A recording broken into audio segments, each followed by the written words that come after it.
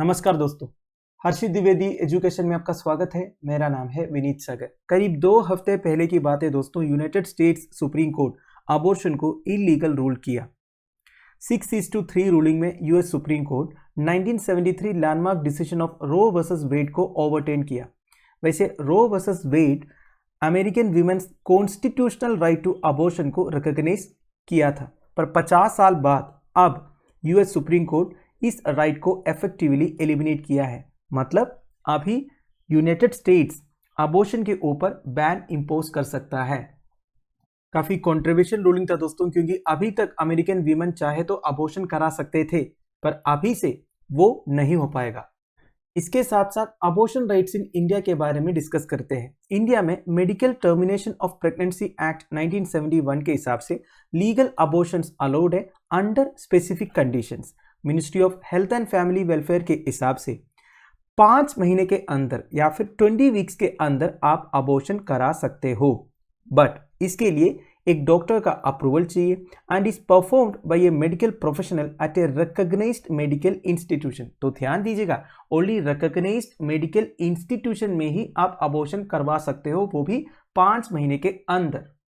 अब ये जो क्राइटेरिया है ये भी वेरी करता है depending on the stage of pregnancy you are in. मतलब अगर किसी की प्रेगनेंसी 12 वीक से कम है तो एक डॉक्टर का ओपिनियन से अबॉर्शन करवा सकते हो, पर अगर स्टेज ऑफ प्रेगनेंसी 12 वीक से ज्यादा और 20 से कम है then it requires opinion of 2 doctors. 2 doctors का ओपिनियन लेना पड़ेगा। नाउ 2021 में the medical termination of pregnancy amendment act enact हुआ और upper limit for termination of pregnancy 20 से 24 वीक्स किया for certain categories of women. ध्यान से सुनिएगा, वैसे medical termination of pregnancy act 1971 के हिसाब से 20 वीक्स के अंदर एक प्रेग्नेंट लेडी अबॉर्शन करा सकते हैं। उसके लिए कुछ क्राइटेरिया से मैंने आपको इधर बोला था। नाउ 2021 में अमेंडमेंट एक्ट में क्या बताया गया, ये जो अपर लिमिट है 20 वीक्स का, उसे 24 वीक्स किया गया only for certain categories of women. वो कैटेगरीज कौन कौन सा है? On the grounds of fetal abnormalities और pregnancies due to rape faced by women. Fetal abnormalities मतलब क्या है? जो फीटस है अगर वो ठीक नहीं है, अगर कुछ abnormalities है तो 24 वीक्स के अंदर अबॉर्शन करा सकती है। मतलब पहले 20 था, उसे 4 वीक्स का एक्सटेंशन दिया। और एक कैटेगरी है pregnancies due to rape faced by women. अगर रेप की वजह से एक लेडी प्रेग्नेंट हो जाती है तो वो भी 24 वीक्स के अंदर अबॉर्शन करा सकती है। तो अब समझ गए ना, नॉर्मल एक प्रेग्नेंट लेडी 20 वीक्स तक लीगल अबॉर्शन करा सकती है एंड इन 2 कैटेगरीज के लिए 4 वीक्स का एक्सटेंशन है, 24 वीक्स। इस एक्ट में यह भी बोला है आजकल तो मेडिकल टेक्नोलॉजी एडवांस हुआ है, इसलिए ये जो अपर लिमिट फॉर टर्मिनेटिंग प्रेगनेंसीज है ये आराम से इंक्रीज कर सकता है। देखिए पहले क्या होता था, इतने फैसिलिटीज नहीं थे तो कभी कभी मैटरनल डेथ होता था। मैटरनल डेथ मतलब जो प्रेग्नेंट लेडी का डेथ होता है अबॉर्शन के टाइम पर।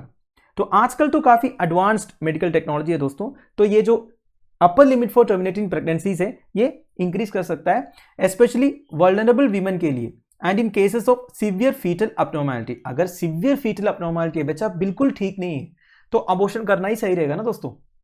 इस एक्ट में यह भी लिखा है दोस्तों, अगर 24 वीक्स के बाद सीवियर फीटल abnormality है तब अगर अबॉर्शन करवाना है तो स्टेट को एक मेडिकल बोर्ड फॉर्म करना पड़ेगा and each board is required to have a gynaecologist, paediatrician, radiologist, sonologist and other members notified by the state government.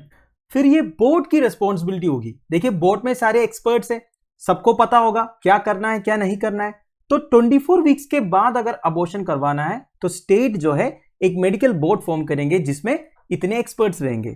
और इस लॉ में यह भी लिखा है that the name and other particulars of a woman whose pregnancy has been terminated cannot be revealed except to a person authorized by law।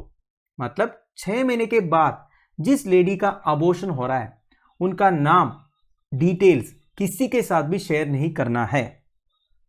अगर law किसी को ऑथराइज किया है उनके साथ आप डिटेल्स शेयर कर सकते हो, उनके अलावा किसी के साथ भी ये डिटेल्स शेयर नहीं करना है, हॉस्पिटल को भी डॉक्टर को भी।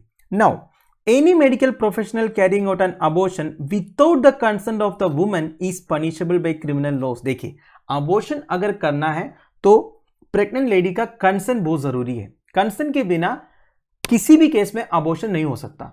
और एक इंपॉर्टेंट बात है दोस्तों, इंडिया में वॉलंटरली टर्मिनेटिंग ए प्रेगनेंसी एक क्रिमिनल ऑफेंस है under the Indian penal code. Indian penal code में यह लिखा है वॉलंटरली अगर कोई प्रेगनेंसी टर्मिनेट कर रही है तो वो क्रिमिनल ऑफेंस है। But medical termination of pregnancy act 1971 was enacted as an exception to the IPC. भले आईपीसी में लिखा हो फिर भी medical termination of pregnancy act 1971 इसका एक एग्जेप्शन है, मतलब वॉलंटरली प्रेगनेंसी टर्मिनेट कर सकती है बाय रजिस्टर्ड मेडिकल प्रैक्टिशनर्स। मतलब आप समझ गए ना, इंडियन पीनल कोड के हिसाब से अबॉर्शन कराना एक क्रिमिनल ऑफेंस है।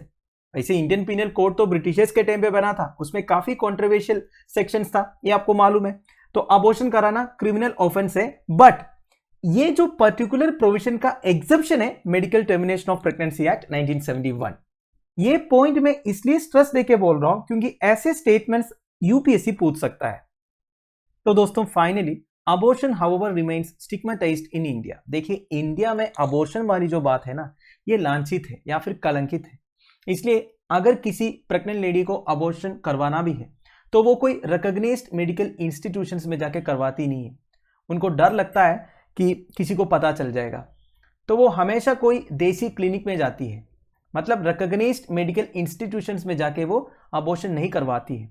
इसी वजह से unsafe abortions are the third leading cause of maternal mortality in India. Maternal mortality मतलब क्या है? अबॉर्शन के वक्त या फिर डिलीवरी के वक्त जब माँ का डेथ होता है उसे मैटरनल मोर्टालिटी आप बोल सकते हो। तो ये unsafe abortions are the third leading cause of maternal mortality in India. ये कौन बोला है? United Nations population fund's state of the world population report 2022 ने बोला है।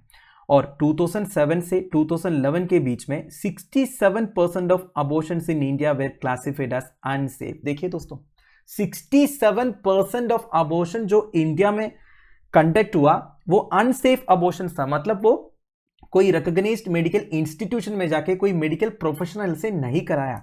इसलिए तो लिखा है अबॉर्शन रिमाइंस स्टिग्मेटाइज्ड इन इंडिया।